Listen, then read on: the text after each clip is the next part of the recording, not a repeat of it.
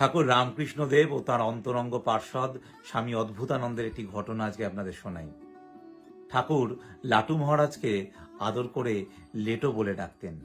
একদিন তিনি বললেন, আয় লেটো, একটু পড়াশোনা শিখবি আয়। বল দেখি ক। লাটু মহারাজ বললেন, কা। ঠাকুর বললেন, কা নয়, কা নয়, ওটা ক। লাটু মহারাজ আবার বলেন, কা।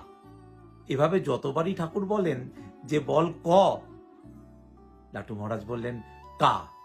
ঠাকুর একসময় রেগে গিয়ে বিরক্ত হয়ে বললেন, থুস শালা, তোর দ্বারা হবেনি, কাই যদি বলবি তো ক বলবি কেমনে?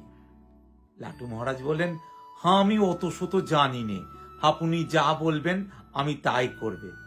ঠাকুর হেসে বললেন, ও এ বেটা খুব চালাক, এ আমার জিনিসে ভাগ বসাতে চায়।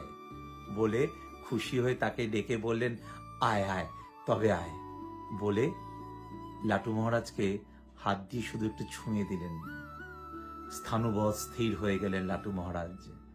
জন্ম হলো স্বামী অদ্ভুতানন্দের। আজকে তার এই পুণ্য জন্মতিথিতে সেই পুণ্যাত্মাকে জানাই আভূমি লুণ্ঠিত প্রণাম।